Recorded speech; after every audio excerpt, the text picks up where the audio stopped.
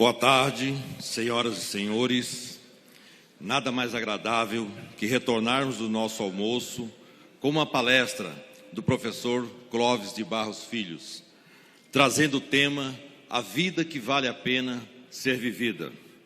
Professor Clóvis é doutor e livre docente pela Escola de Comunicação e Arte da USP, consultor e pesquisador. Suas palestras são muito conhecidas por trazerem experiências e discussões relevantes sobre comportamento humano, sentimento, filosofia e ética. Desejamos que todos desfrutem deste nosso primeiro painel da tarde, que inicia o último bloco de palestra do Congresso do nosso ano. Passo a palavra ao professor Clóvis. Muito obrigado.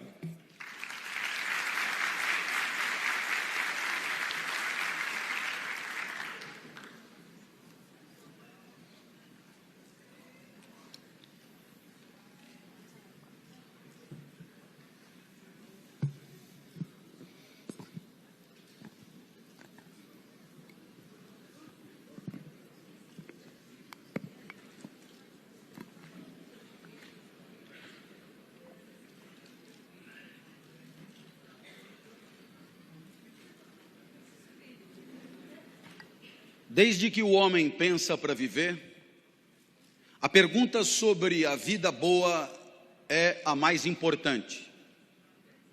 Em relação a essa pergunta, todas as outras são secundárias.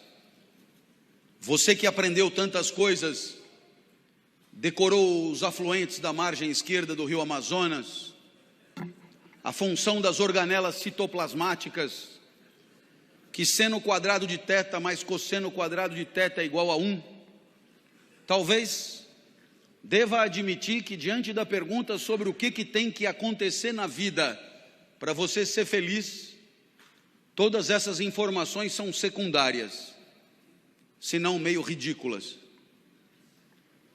A verdade é que a reflexão sobre a vida boa atravessa os séculos e o homem sempre deixa registros na história do pensamento daquilo que sempre considerou o filé mignon da vida, o que de mais importante deve acontecer para que ela seja bem-sucedida.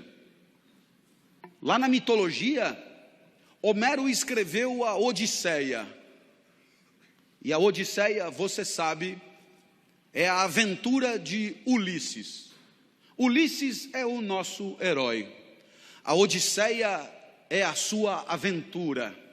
Ulisses era rei em Ítaca, e foi convidado para participar de uma guerra dos gregos contra Troia. O porquê dessa guerra? O príncipe de Troia pegou a mulher do rei de Esparta, Menelau. A mulher era Helena, maravilhosa Helena, e o príncipe de Troia impiedosamente a seduziu. Menelau, então, atravessado pelo ciúme, declara guerra a Troia e convoca todos os gregos para se juntarem a ele. Ulisses não queria guerra nenhuma. Ulisses vive em Ítaca, de boa, com sua mulher Penélope. Ulisses no seu lugar. Ulisses adorado pelos seus súditos. Ulisses, um rei aplaudido por onde passava, não queria de jeito nenhum ir para a guerra. Mas Menelau constrangeu todos os reis gregos a participarem desta vingança contra os troianos. Ulisses então tem que ir. A verdade é que a permanência de Ulisses ali na guerra foi de 10 anos. E durante esse tempo, os troianos na verdade estavam ganhando a guerra. Os gregos estavam tomando um pau. E aí Ulisses teve a ideia que você conhece, a do famoso cavalo de Troia. Encheu o cavalo de Troia de soldados e deu de presente para os troianos. Os troianos enchendo a cara, comemorando a vitória, os gregos desceram de dentro do cavalo e ganharam a guerra. O cavalo devia ser grande. Aí então Ulisses volta para casa. Foi condecorado o herói, mas durante a guerra, Ulisses fez uma bobagem. Ele furou o olho do cíclope Polifemo, filho de Poseidon, deus dos mares. E, meu amigo, ele furou o olho do deus dos mares, do cíclope, do filho dele, e aí não prestou. E o que é pior, um cíclope só tem um olho. Poseidon, então, enraivecido, resolve aborrecer Ulisses.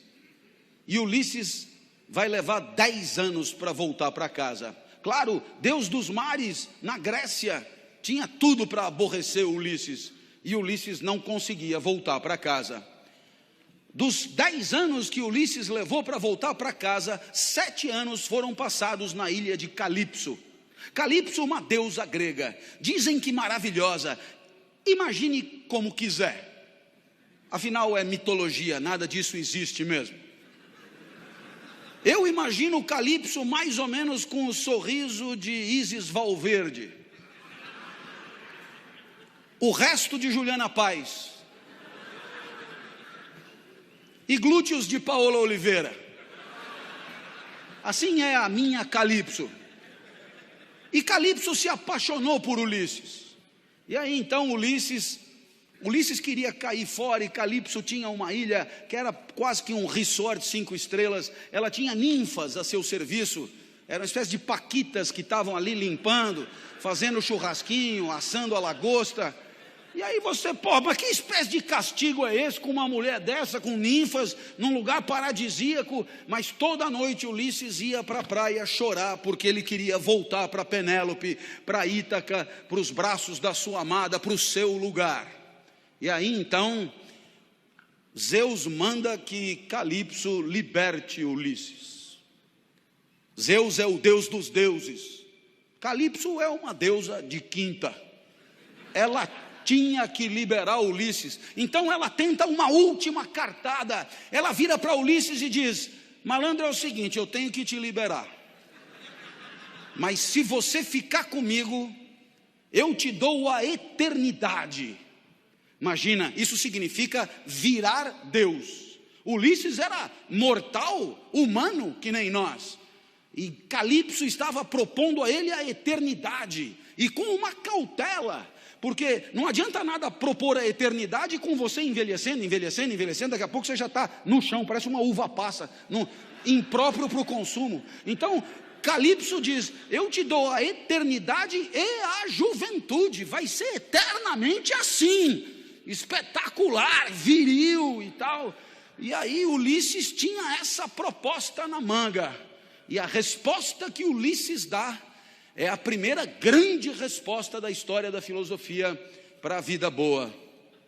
É preferível uma vida de mortal, uma vida de humano, vivida no seu lugar, no lugar certo, do que uma vida de Deus, no lugar errado. Agradeço a sua proposta. Ulisses vai embora. Está dada aí a primeira grande lição da história do pensamento ocidental. Existe um lugar para você, um jeito certo de você viver, que tem a ver com a tua natureza, que tem a ver com as tuas especificidades, talentos e dons naturais. Se você estiver no lugar certo, a vida tem tudo para ser boa. Mas se você não estiver no lugar certo, nem Calipso resolverá o seu problema. É exatamente aí que a filosofia começa. O que será que a vida tem que ter para valer a pena? E o primeiro grande pensador será Aristóteles. 350 antes de Cristo, Aristóteles garante que o filé mignon da vida, o que definitivamente tem que acontecer, aquilo que você tem que buscar do nascimento à cova, é a excelência de si mesmo.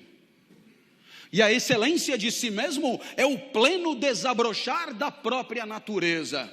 É ir o mais longe possível, dados os recursos naturais que são os teus. E assim, você imagina que Um pequeno desenhista buscará a excelência no desenho. O pequeno cantor buscará a excelência no canto. E assim Neymar buscou a excelência jogando futebol. César Cielo buscou a excelência nadando. Haverá quem tenha talento para cálculos matemáticos, haverá quem tenha talento para a venda, haverá quem tenha talento para o convencimento, outros têm talento para a explicação, tornar ideias complexas, discursos simples. Haverá tantos talentos e habilidades, e você viverá bem, você será feliz. O filé mignon da vida é ser o mais perfeito possível de si mesmo, buscar a excelência da sua própria especificidade, e aí a vida terá tido sucesso. É o que acontece com a planta. Você pega uma muda de uma planta, você espeta no solo, se a vida der certo, aquela planta se torna uma grande árvore, ela atinge o máximo de si mesma.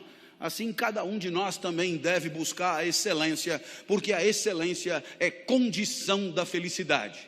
A felicidade que os gregos denominavam eudaimonia. A felicidade que é o que você sente quando você devolve para o mundo aquele investimento que o mundo te deu em talentos e habilidades. Você devolve em forma de expertise, em forma de competência, em forma de performance brilhante. E aí você é feliz, porque você vai o mais longe possível naquilo que poderia ir. Pode dar errado, né? Pode dar errado porque você pode passar a vida inteira sem saber qual é a tua praia. Pode dar errado porque é muito difícil descobrir talento para música num lugar que não tem instrumentos musicais. É muito difícil descobrir talento para o desenho num lugar que não tem lápis e papel. Você pode passar a vida inteira sem saber exatamente o que a natureza esperava de você. E aí, é claro, você vai viver de qualquer jeito, sem saber exatamente qual é a tua praia, quais são as tuas forças e os teus recursos. Você acaba vivendo aonde tem lugar, você acaba se encostando aonde deixam. E aí a vida tenderá a ser medíocre, menos perfeita, menos excelente, menos espetacular. E aí ela é sem graça. Assim foi a minha até os 13 anos, completamente sem graça. Eu ia para a escola, a aula acabava meio-dia, 15 meio-dia eu já estava com a mochila pronta, doido para cair fora. Cada segundo eu estava doido para cair fora. Quem sabe muitos aqui não estão nessa mesma situação. Último dia de congresso, sábado depois do almoço, as malas na porta, voo iminente. E esse cara falando de Ulisses e Calipso, realmente, viu? Olha onde eu fui parar. Depois da aula, meu pai me obrigava a nadar. Eu detestava nadar. Eu fazia revezamento com um cara que esse sim era nadador por natureza, chamado Ricardo Prado. Esse era bom de bola. Eu fazia revezamento com ele, ele caía, nadava primeiro, ele abria uma diferença enorme do segundo colocado, aí caía eu e os adversários se aproximavam perigosamente. Apesar de mim, a gente ganhava, eu fazia de tudo pela derrota. Eu detestava nadar. No domingo, meu pai me levava no Morumbi para ver jogo. 90 minutos esperando terminar. Enquanto ele torcia, eu descascava amendoim. Ele tinha que me avisar, foi gol.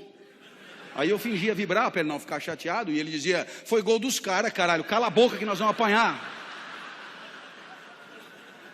Meu pai também me levava em escola de arte, é tão legal arte, não é? Para artistas. Tinha aula de argila. É insuportável a aula de argila, você sabe disso. Eu sempre fazia um cinzeiro. Eu tinha que dizer que era um cinzeiro, sempre. Pior do que argila, só origami. Origami, coisa do demônio em japonês. Uma folha de papel, 360 dobras na ordem certa para você chegar num fascinante passarinho.